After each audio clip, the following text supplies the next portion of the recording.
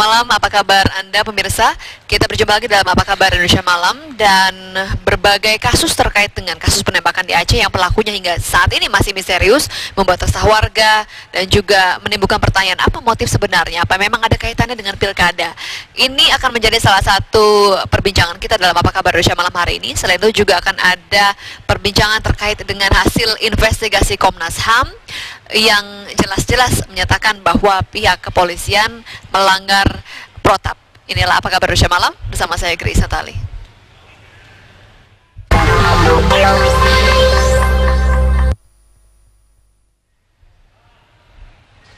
Ya, kita awali informasi dari penembakan yang hingga saat ini masih misterius siapa pelakunya di Aceh. Polisi masih terus melakukan penyelidikan dan polisi mengaku mengalami kesulitan dalam mengungkap pelaku penembakan tersebut. Kesulitan yang dialami pihak kepolisian karena jejak pelaku sulit untuk diselidiki serta mereka beraksi secara sporadis. Sementara itu ketertutupan masyarakat juga menjadi kendala bagi polisi untuk mengungkap kasus ini. Hingga kini polisi masih terus mengumpulkan sejumlah barang bukti yang ditemukan di tempat kejadian perkara. Di antaranya puluhan butir peluru yang dimuntahkan pelaku baik dengan menggunakan senjata laras panjang maupun laras pendek. Angka kejahatan dengan menggunakan senjata api di Aceh sepanjang tahun 2011 terdapat lebih dari 40 kasus.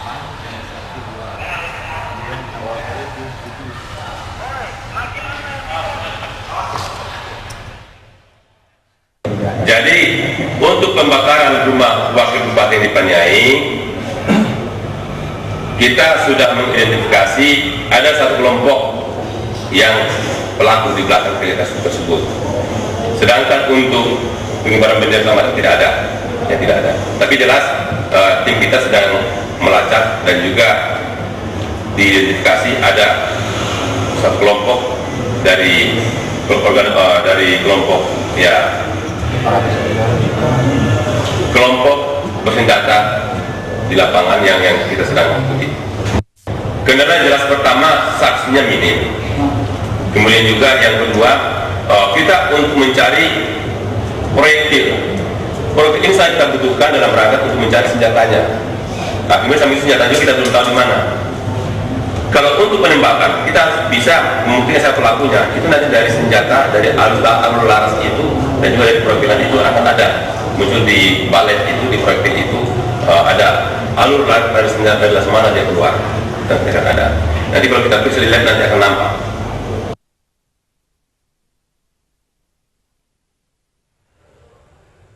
Ya, kita beralih ke Sampang Madura di mana Ratu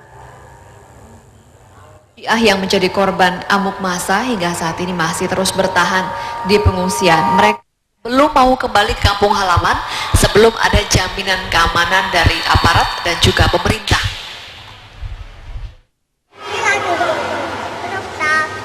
Ratusan pengungsi pengikut Syiah dari desa Karangpenang, Kecamatan Omben, Kabupaten Sampang Madura sudah 5 hari ini tinggal di pengungsian. Mereka masih mengkhawatirkan aksi amuk massa yang terjadi hari Kamis pekan lalu. Para pengungsi sebenarnya sangat ingin meninggalkan gedung olahraga Kabupaten Sampang Madura, namun mereka minta jaminan keamanan dari aparat pemerintahan maupun kepolisian. Pasti ya, mereka lahir di sana gimana tidak mau kembali ke sana. Cuman kan mereka itu juga minta keadilan kepada pemerintah. Janganlah mereka itu diperlakukan seperti apa ya, anak tiri gitu. Mereka ini kan walaupun berbeda paham kan juga rakyatnya kan begitu. Kami juga sebetulnya mau pulang, cuma sama mereka tidak boleh. Alasannya? Alasannya keamanan. Sekarang di desa-desa suruh pulang. Ketika kami menolak, kami disalahkan. Kemarin mau kita pulang, tidak boleh pulang. Permintaan dari Ustadz Adil sendiri dengan para jamaah gimana? Ya, yang jelas saya tidak akan mengatakan pulang kepada mereka sebelum hak-hak mereka ini terjamin. Karena kami tidak mau terulang kembali apa yang telah terjadi. Selama ini, para pengikut Syiah merasa menjadi warga minoritas karena selalu dianaktirikan. Mereka berharap diperlakukan setara dengan warga negara lainnya, yaitu bisa beribadah sesuai dengan keyakinannya. Dari Sampang, Madura, Solihul Hadi, TV One, mengabarkan. Sementara itu, pengurus besar Nahdlatul Ulama hari ini secara khusus menggelar konferensi pers untuk memberikan respon terhadap penyerbuan pesantren Misbahul Huda di Sampang, Madura beberapa waktu yang lalu. Ketua Umum PBNU Said Agil Siraj menyatakan NU menyesalkan terjadinya amuk massa terhadap pesantren dan juga madrasah Syiah pimpinan Ta'jul Muluk. PBNU menegaskan penolakan terhadap segala bentuk kekerasan. Said Agil menilai konflik di Sampang dipicu perselisihan keluarga namun dimanfaatkan oleh pihak tertentu. PBNU mengingatkan perlunya persatuan di tengah banyaknya konflik di tanah air belakangan ini.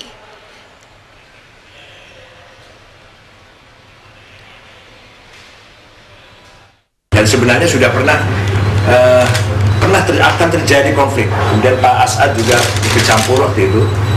Selesai 2 tahun yang lalu, masih 2 tahun yang lalu. Nah, sekarang terjadi lagi bahkan lebih parah ya. Itu pasti ada pihak lain yang ingin memanfaatkan konflik keluarga itu kemudian mengatasnamakan konflik Sunni Syiah atau NU dan Syiah. Itu sebenarnya pasti ada kepentingan yang lain. Dan di saat dunia Islam membutuhkan persatuan, apalagi juga bangsa Indonesia di saat-saat krisis moral, krisis persatuan ini justru sebagai tantangan agar kita lebih dewasa, lebih semangat lagi kita memperkuat persatuan bangsa ini.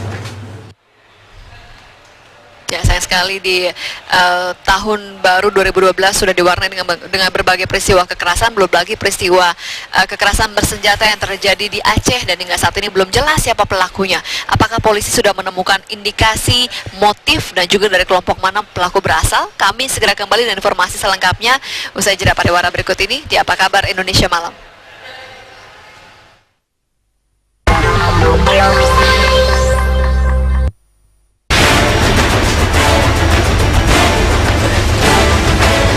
Tiga kasus penembakan terjadi di wilayah Nanggro, Aceh Darussalam pada malam pergantian tahun.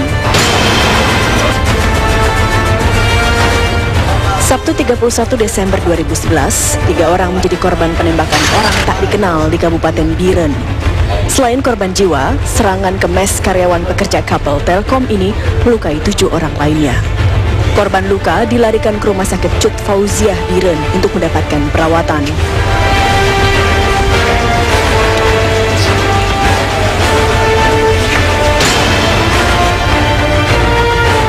Di hari yang sama, kasus penembakan juga terjadi di sebuah toko mainan di kota Banda Aceh. Pelaku mendatangi toko mainan dan menembak korban yang tengah bekerja. Korban tewas di lokasi kejadian karena menderita luka parah. Jenazah korban kemudian dibawa ke Rumah Sakit Umum Zainul Abidin Banda Aceh untuk diotopsi.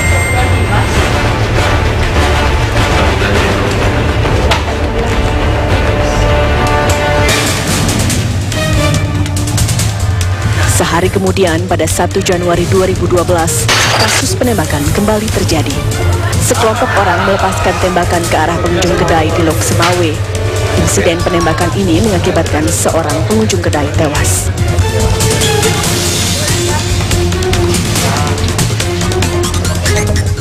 Kepolisian masih menyelidiki motif kasus penembakan di 3 lokasi berbeda ini. Selain mengumpulkan bukti, polisi juga telah meminta keterangan sejumlah saksi.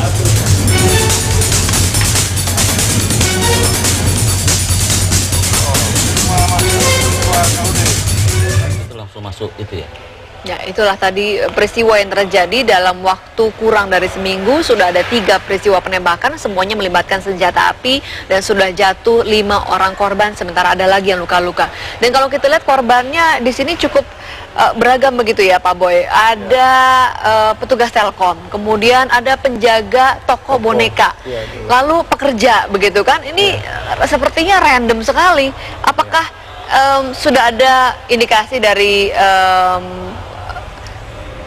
penyelidikan di lapangan, apakah ini melibatkan satu kelompok yang sama di 3 peristiwa penembakan ini? Dan kira-kira apa motifnya, Pak Boy? Ya, yang pertama tentu kita prihatin dengan peristiwa kekerasan ini. Ya, Polri tentu mengharapkan kepada seluruh masyarakat di Aceh untuk tetap tenang ya dengan kondisi seperti ini, sekaligus mengajak untuk kita bekerja sama di dalam upaya melakukan langkah-langkah penyelidikan. Karena kami yakin bahwa informasi ini ada dalam masyarakat terkait dengan pelaku ya kejahatan ini. Kalau kita lihat ini kan merupakan pelaku kejahatan dengan menggunakan senjata api ya, yang tentu motifnya kita bisa ketahui setelah paling tidak para pelaku ini bisa kita lakukan pemeriksaan. Artinya harus ada penangkapan dulu, kemudian kita bisa kembangkan apa yang melatar belakangi mereka melakukan. Kalau dilihat peristiwanya pada tanggal 31 Januari ada 2 peristiwa. Kemudian keesokan harinya ada lagi peristiwa penembakan. Semuanya menggunakan senjata api. Kira-kira Pak Boy, apakah pelakunya dari kelompok yang sama? Sudah ada kejelasan terkait hal itu?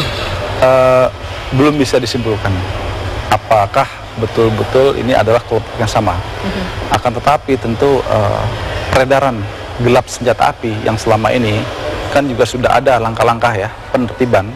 Jadi Polda Aceh bekerja sama dengan TNI juga telah berulang kali melakukan razia ya, atau bahkan juga terakhir ada yang inisiatif masyarakat menyerahkan kepada pihak aparat senjata-senjata yang masih beredar. Oleh karena itu tentu dengan kondisi seperti ini patut diduga bahwa keberadaan senjata ini di tengah-tengah oknum atau masyarakat itu masih ada. Oleh karena itu ini memerlukan upaya-upaya terus penegakan hukum terkait dengan keberadaan senjata itu, dan sekali lagi kuncinya kerjasama masyarakat Aceh sendiri kepada bersama dengan kita ya. Dari para korban, apakah ada harta benda yang diambil, Pak Boy? Sementara belum tercatat ya. Belum tercatat ya. Ini karena itulah kemudian timbul dugaan apakah mungkin ada kaitannya dengan secara tiba-tiba kemudian dia melarikan diri pelakunya. Karena itu kemudian timbul dugaan apakah ada kaitan dengan pilkada, apalagi sudah bulan Februari, sudah tinggal sebentar lagi waktunya. Apakah ada kaitannya ke arah sana? Kita akan bahas lebih lanjut. Kami akan jeda sejenak. Apa kabar Indonesia Malam? Segera kembali.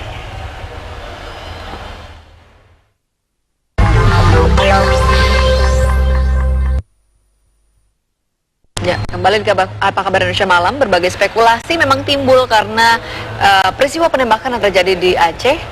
3 peristiwa yang terjadi dalam 2 hari saja, pada tanggal 31 Desember dan juga 1 Januari, 5 orang tewas. Sementara bulan depan, pada bulan Februari akan digelar ajang pilkada. Apakah ada kaitannya? Mengingat Pak Boy, di sini tidak ada harta benda yang diambil. Kemudian pelaku juga tidak menggunakan tutup wajah begitu. Jadi sepertinya modus yang biasanya dipakai dengan motif ekonomi sepertinya tidak terpenuhi dalam peristiwa 3 peristiwa terakhir ini. Ya memang kita tidak bisa berandai-andai, tetapi tentu kita tetap fokus kepada arah penyelidikan ya untuk pengungkapan latar belakang dan juga terkait dengan masalah modus operandi ya. Jadi modus operandi ini juga penting dipelajari oleh petugas kita.